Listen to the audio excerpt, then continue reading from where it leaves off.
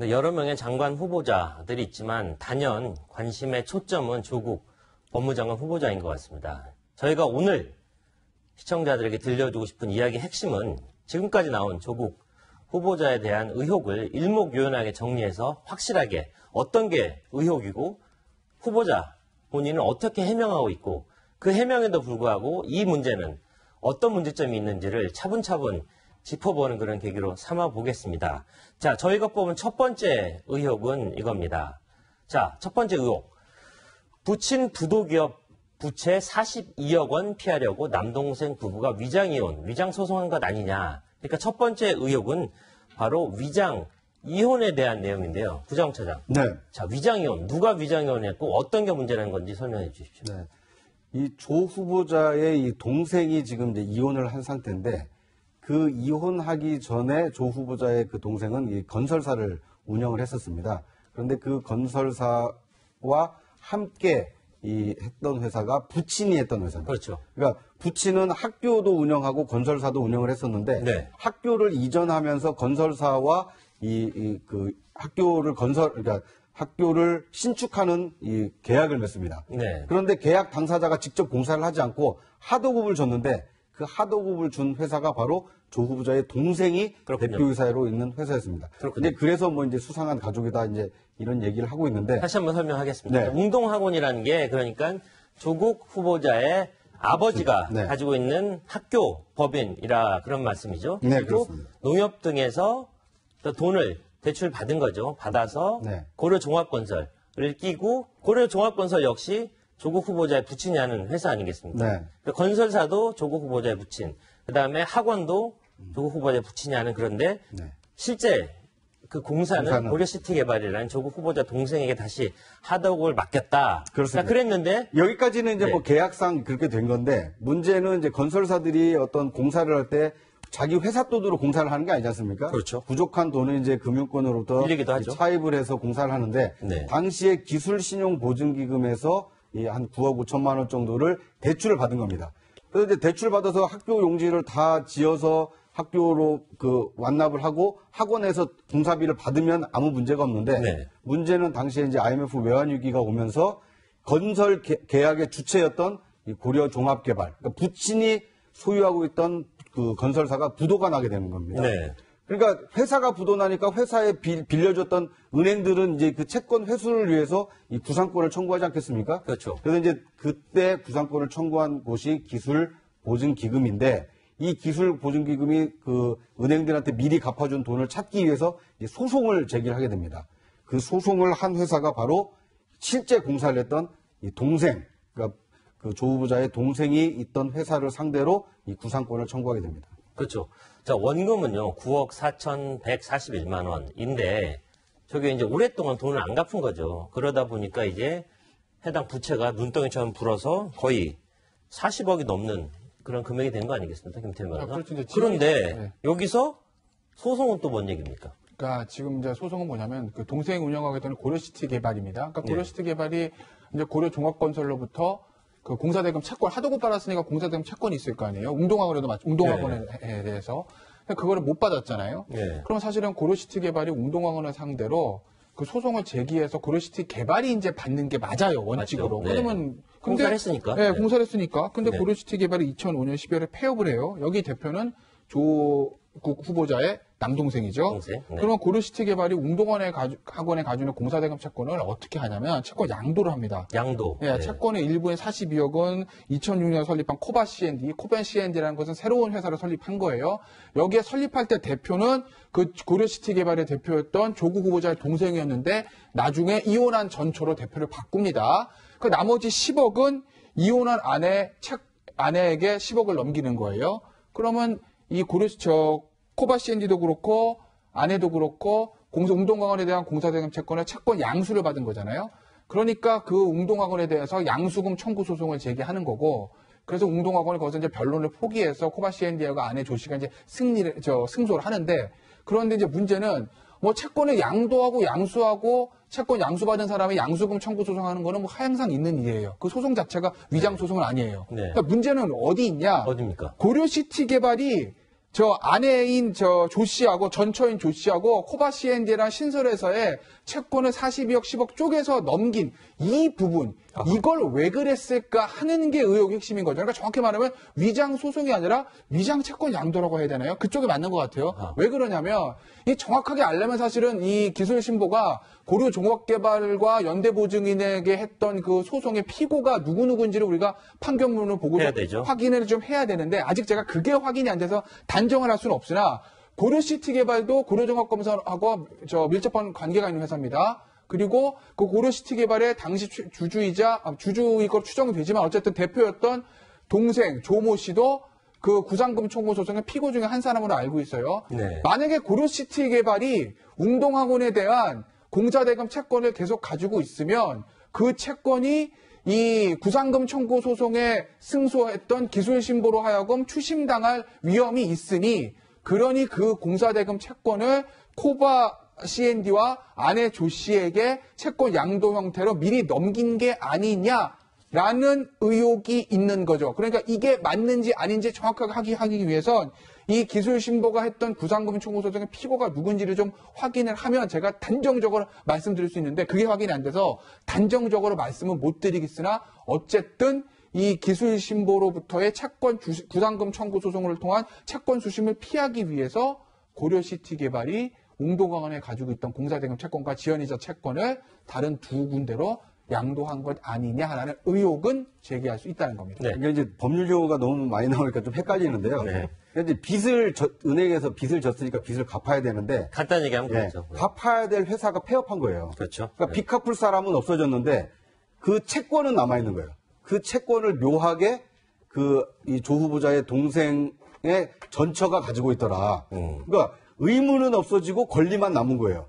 그러니까 사람들이 볼 때는 아니 그 빚을 안 갚기 위해서 혹시 폐업하고 또 빚을 없애고 채권을 남기기 위해서 위장 이혼한 거 아니냐 이런 의혹이 지금 제기되고 있는 네, 상태입니다. 쉽게 잘 설명해 줬습니다. 자, 그렇다면 저 궁금한 게 그렇게 빚을 나눠 갖고 있으면 그럼 이제 그 조국 후보자의 부인, 네. 아니 부인이 아니라 재수 씨죠. 네네. 전 재수 씨가 그 채권을 가지고 있으면 네. 그 채권에 대해서는 누가 구상권을 청구하거나 뺏어갈 수 없다 이런 얘기가 되나요? 그렇습니다. 그러니까 이게 지금 이 법의 맹점이 이 채권 채무 관계가 있는 당사자가 아닌 다른 사람에게 만약에 그 빚을 이전하게 되면 이제 연좌죄나 아니면 그 경제 거래를 못하게 막는 거 아닙니까? 그래서 이해 당사자 누군가가 이 연대 보증인이 누구냐? 그래서 이제 그 당사자에게만 책임을 묻게 돼 있다 보니 만약에 혼인 관계였으면 가족 관계로 묶여 있기 때문에 남편의 빚도 아내가 같이 책임을 져야 될 가능성이 높지만 아하. 이혼이 돼 있기 때문에 이게 이혼이라는 것은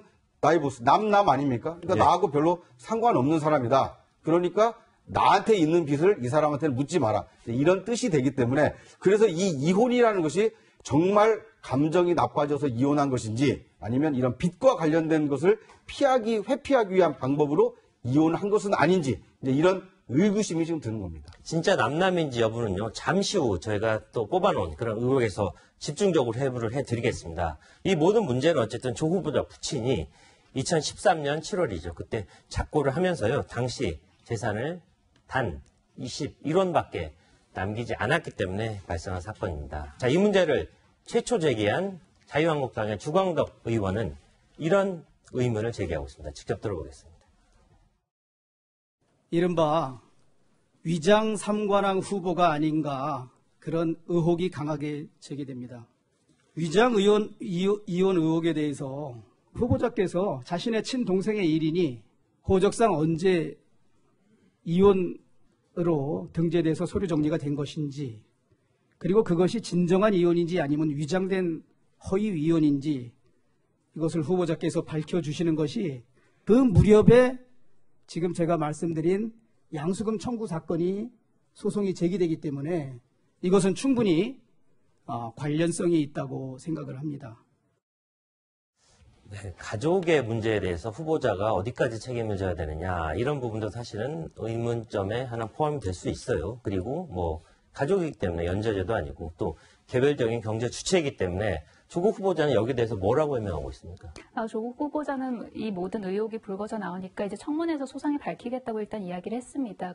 앞서서 산업민 관련은 짧은 그 입장을 낸 거에 비해서 지금은 좀 여러 가지 이야기를 하고 있지 않습니까? 그런가요? 그래서 네. 어떤 물리적인 제한, 시간 등의 그 물리적인 제한 때문에 청문회에서 이야기를 하겠다고 하고 있는데, 저는 야당이랑 언론에서 어떤 그 후보자에 관해서 의혹 제기를 하는 건 당연한 것이죠. 그리고 네. 검증도 굉장히 철저히 돼야 된다고 생각을 합니다. 다만 이게 본인의 범위를 어디까지 설정할 것인가, 그리고 본인의 범위에 만약에 가족이 든다면 그 가족의 범위 또한 어디까지 설정을 할 것인가에 대해서 좀 더 논의가 있었으면 좋겠습니다. 네. 보통 본인을 이제 하다 보면 여러 가지 가족에 관련된 일이 나왔다고 가정을 할 경우에 보통은 그게 이제 내가 결혼을 해서 새롭게 생성한 가족이지 않습니까? 근데 이번 경우는 좀 다르잖아요. 내가 선택하지 않은 가족이에요. 그러니까 아버지든 동생이든. 근데 지금 이 여러 가지 의혹에 관해서 특히 그 웅동학원과 그리고 공사 건설사에 대해서 여기서 지금 조국 후보자 본인의 이름은 어디에 나오고 있나요? 그러니까 당시 그 웅동학원의 이사로 지금 그 등재가 돼 그렇죠. 있다는 거 아닙니까? 네. 근데 그 부분에 대한 이야기는 전혀 없어요. 그러니까 조국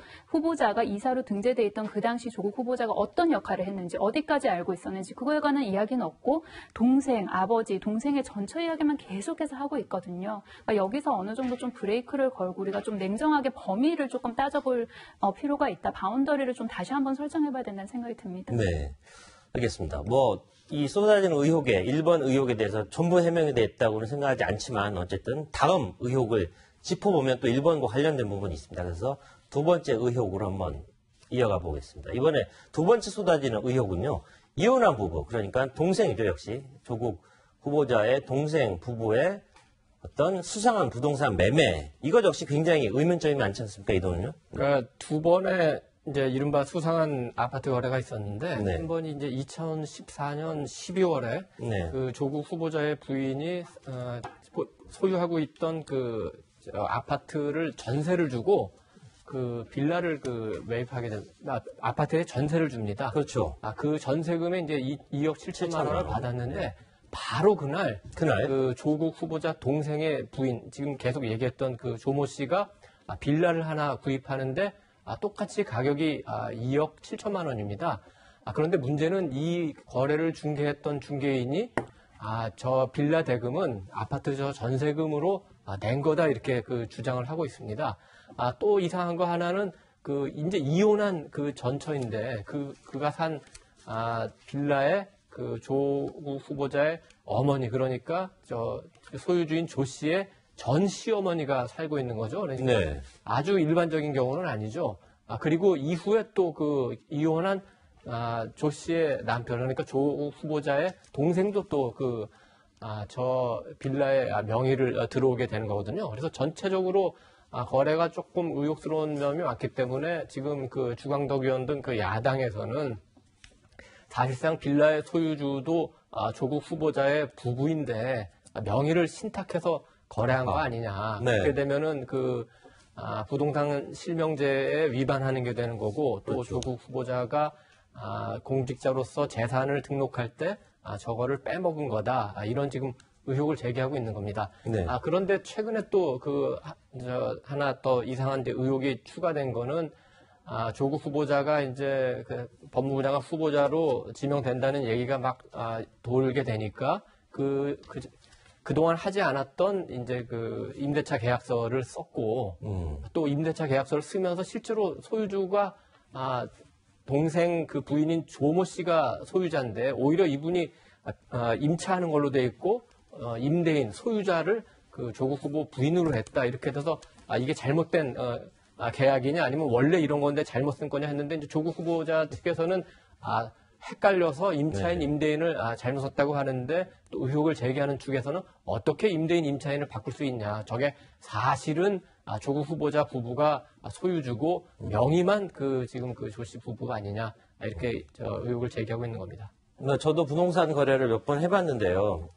굉장히 중요한 거 아니겠습니까? 2억 7천만 원이 오가는 그런 중대한 거래고요. 임대인, 임차인 그 시절 다시 한번 봤으면 좋겠는데 할 때 보면 본인이 저도 굉장히 또박또박 눌러서 제 필체로 임대인, 당연히 제하고 저랑 계약하는 사람이 만약 임차인이라면 그분이 자기의 정보를 또박또박 쓰는지를 명확히 확인하고 돌다리도 두드려보는 심정으로 그렇게 계약하는 거 아니겠습니까? 근데 전문가들에 따르면 저게 뒤바뀌 일단 임대인과 임차인은 어떻게 헷갈립니까? 뒤바뀌어서 표기가 됐고요. 또 글씨도 두 명의 각각 계약 당사자가 쓴 게 아니라 같은 사람이 쓴 것 같다는 그런 의심이 든다. 이런 거 아니겠습니까? 김태현 변호사. 그러니까 뭐 지금- 저렇게 해도 뭐 계약에 효력이 없는 건 아니겠지만 지금 보시면- 어딘지 좀 허술해 보이는 거 저 아니겠습니까? 보시면요. 저 계약서 전체 좀 띄워 보여주실래요? 네. 전체 띄워 보여주시면요.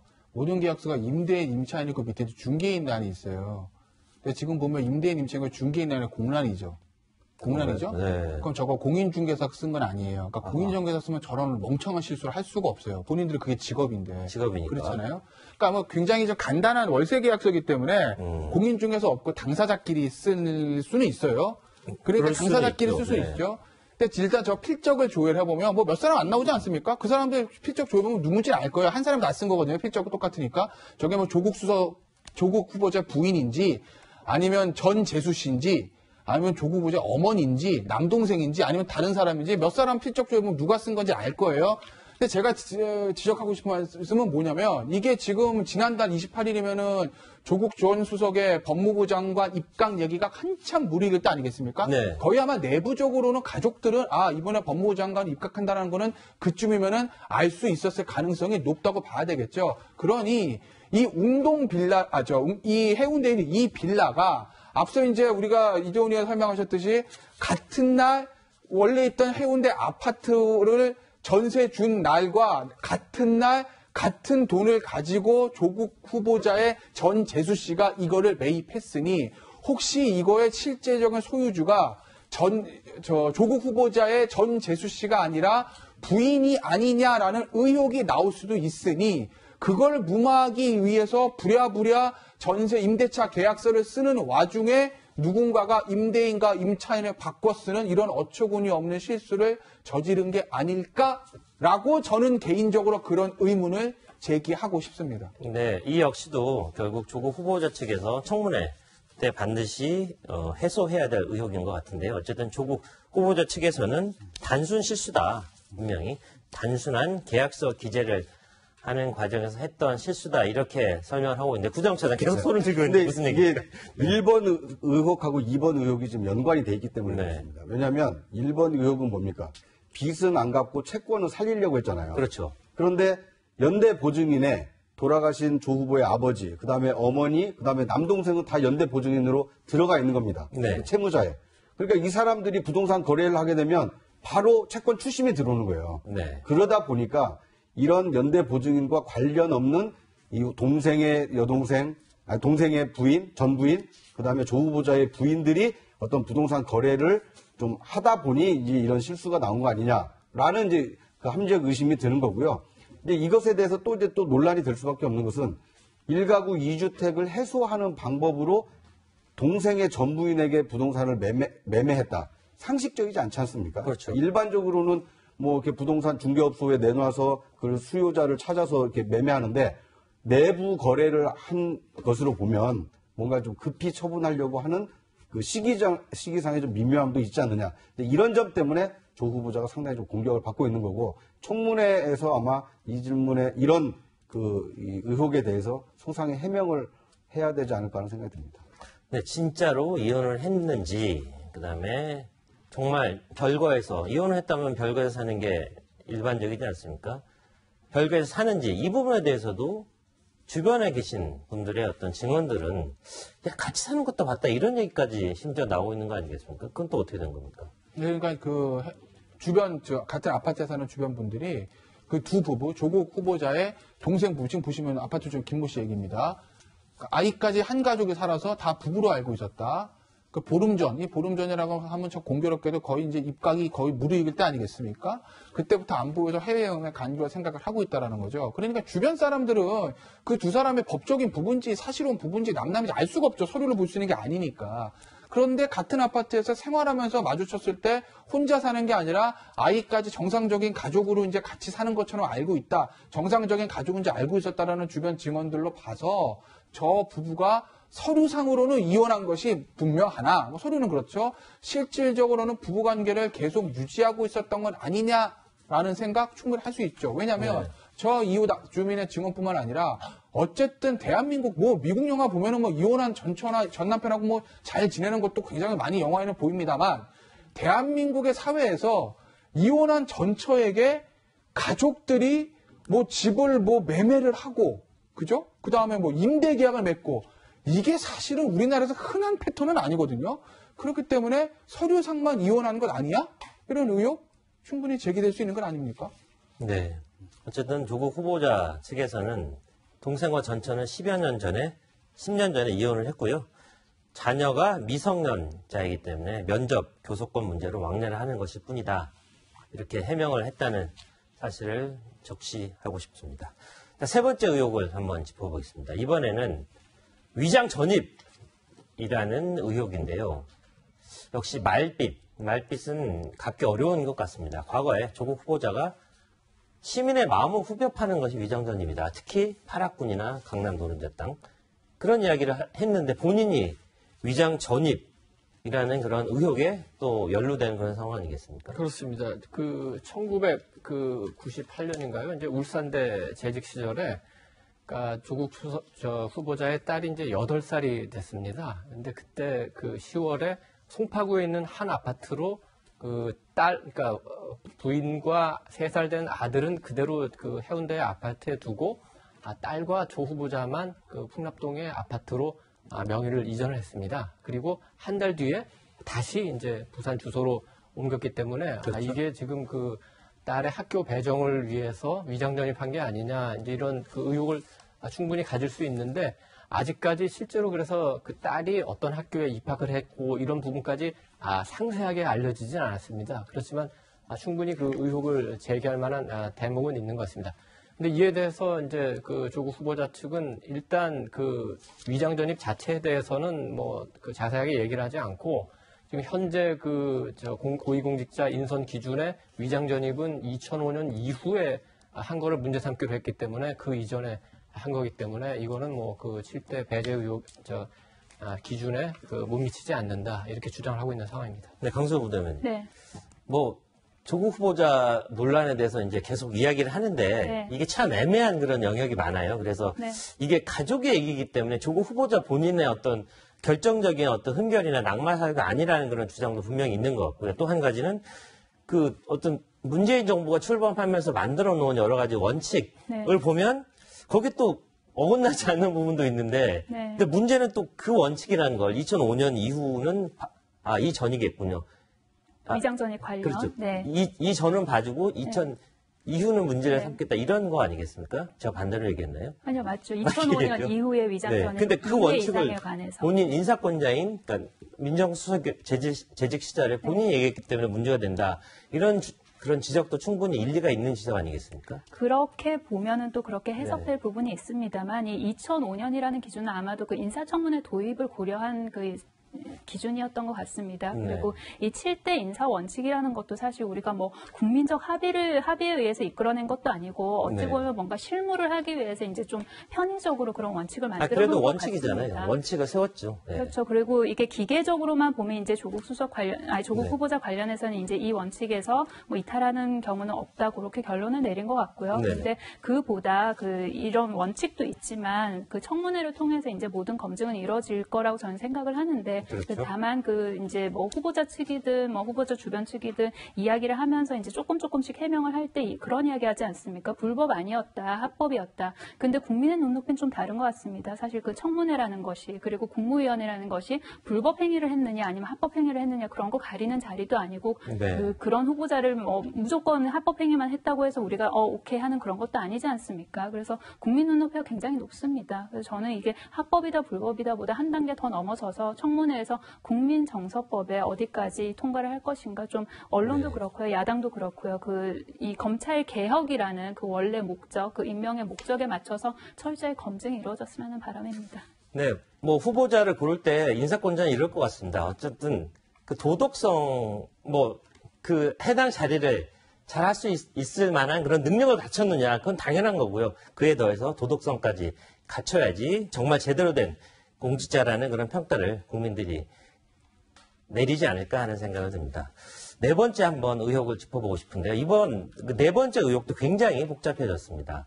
자, 재산보다 많은 본인의 돈을 사모펀드에 투자 약정을 했다. 이건 또 어떻게 된 거냐 하는 이야기인데, 부장 차장. 네.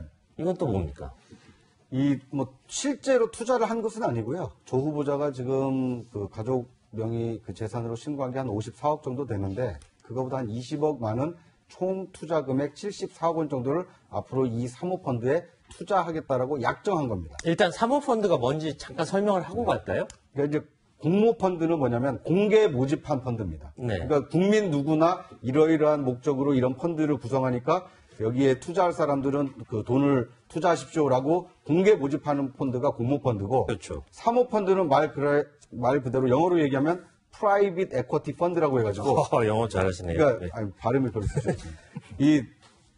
그 몇몇 아는 사람들만, 그리고 이게 총 그 투자할 수 있는 사람의 숫자가 50명이 되지 않습니다. 네. 49명 이하의 소수의 사람들의 돈만 투자를 받아서 이 특수 목적으로 이 투자를 하겠다. 네. 그러니까 이것은 공개적으로 모집하지 않고요. 또 두 번째로는 어디에 투자했는지도 공개 의무가 없습니다. 네. 그러니까 자산가들이 남들 모르게 자산을 굴리는데 굉장히 유용한 방식으로 알려져 있는데, 네. 이 사모펀드에 이 조 후보자의 부인과 두 자녀가 이 상당히 많은 금액을 투자 약정한 것으로 알려져서 지금 논란이 되고 있습니다.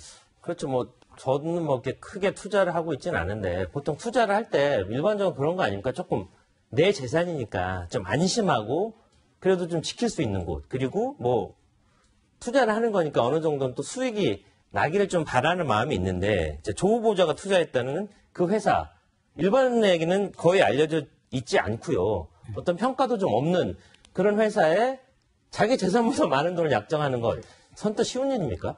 어렵죠.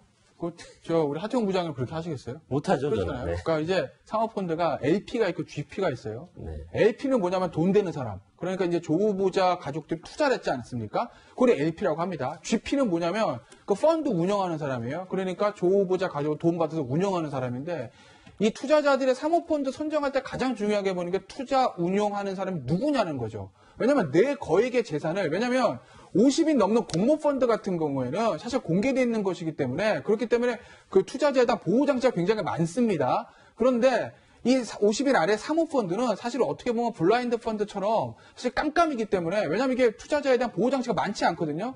그러면 투자자들은 거액의 내 재산을 누군가 GP에게 줘서 그 GP가 이걸 운영하게 하는 거니, 과연 그 사람이 누구고 어떤 양력을 가지고 있고 이제까지 어떤 투자를 해서 얼마나 성공을 거두었으며 앞으로 뭘 할 것인가에 대한 확실한 어떤 이런 것들이 있어야 투자를 하게 마련인 거죠. 그런데 네. 지금 언론 보도를 보면 이 GP였던 회사의 대표한테 굉장히 죄송한 말씀인지 모르겠으나 어쨌든 업계에서는 굉장히 무명이라는 거죠. 대학에서도 성악을 전공했다고 합니다. 네. 그리고 증권업계 출신도 아니고 보험업계 출신이에요. 네. 이 PE라는 거는요, 자본주의의 총화라고 합니다. 그러니까 이 IB 뱅커들 중에서도 최고 선수들, 회계사 중에서 최고 프로들, 변호사 중에서도 최고 프로들이 하는 곳이 이곳이거든요. 그런데 대학에서 성악을 전공했던 보험업계 출신인 사람이 대표하고 있는 이 출약 레코드도 잘 알려지지 않은 이 회사에 본인 재산보다 훨씬 많은 돈에 대한 투자 약정을 하고 투자를 했다? 이거 선뜻 저로서는 이해를 안 가는 것이기 때문에 과연 무엇 때문에 이런 투자를 했는가라는 데 의혹들, 의문들 충분히 제기할 수 있는 거죠. 근데 성악 전공이라는 건 성악어 전공이라는 다른 걸 또 공부할 수도 있으니까. 아니, 어쨌든 제가 드린 말씀은 언론에 보도된 거 말씀드린 거고, 네네. 금융 전공이 아니었다는 거 제가 말씀을 드리는 거예요. 예, 어쨌든. 알겠습니다. 네. 자, 그런데요, 조 후보자 측에서는 이번 사건에 대해서도 현재 사모펀드는 손실이 발생하고 있고, 청산 중이다, 이렇게 얘기했는데, 저희 채널의 취재진의 취재에 따라 보니, 사실은 그와 다르게 조금 오히려 이익을 보고 있다, 이런 이야기까지 나오던데요? 조금 나오는 얘기들이 달라서 이 부분은 좀 더 명확하게 이제 규명을 해야 될 것 같은데, 2017년 7월에 이제 조국 당시 이제 수석 후보자 가족들이 이제 펀드에 가입하지 않았습니까? 그해 하반기에 그 펀드에서 웰스 CNT라고 가로등 자동 전멸기 회사에 이제 투자를 합니다. 그렇죠. 그 회사가 당시에는 그 매출이 그해 17억 정도 되고, 영업이익이 한 6,400만 원이니까 작은 회사의 그 영업이익도 그렇게 큰 규모는 아닙니다. 순이익으로 따지면 거의 없었던 것 같고요. 근데 이제 가입 펀드에 그 조 후보자 가족들이 가입을 하고 1년 뒤에 보니까 매출이 30억, 그러니까 74%가 굉장히 크게 오른 거죠. 네. 근데 영업이익도 1억 5,300만 원이니까 굉장히 많이 늘은 겁니다. 그런데 이제 어디서 이렇게 돈을 벌었나 보니까 주로 관급공사에서 이제 많은 그 이익을 얻었다. 특히 대구나 충북 뭐 이런 데서 가로등 그 새로 설치하는데 공사를 얻었기 때문에 그렇다면은 그 의혹을 제기하는 측에서는 그 조국 수석이 그 민정수석이라는 굉장히 막강한 자리에 있는데 혹시 상관관계가 있느냐? 물론 조국 수석이 뭐 영향력을 행사했거나 정보를 줬다 이렇게 생각하기는 쉽지는 않습니다. 네. 그렇지만 그 펀드나 그 회사에서 굉장히 유력자가 우리 펀드에 또는 우리 회사에 투자를 했다. 그러니까 제가 관급공사를 하는데 조금 뭐 도움을 달라 이런 식으로 이용했을 가능성을 완전히 배제할 수는 없거든요. 그래서 이런 문제가 제기가 되는 거고, 특히 그래서 그렇다면은 아까 우리 김 변호사 잠깐 얘기했지만 조국 수석 후보자와 이 펀드의 대표가 어떤 관계가 있느냐, 혹시 어떤 사람이 중간에서 매개 역할을 해줬느냐, 네. 이런 게 굉장히 궁금해지는 거죠. 그렇군요. 아쉽게도요, 청문회는 단 하루뿐입니다. 단 하루뿐인 청문회이기 때문에 시청자들도 눈을 부릅뜨고 조국 후보자가 어떻게 해명을 하는지, 그 해명이 사리에 닿고 납득이 되는지를 한번 보면서 이 조국 후보자의 청문회를 보는 것도 방법일 것 같습니다. 자, 이도훈 의원 그리고 강선호 부대변인 여기까지 하겠습니다. 네, 저희는 다음 코너로 이어가겠습니다.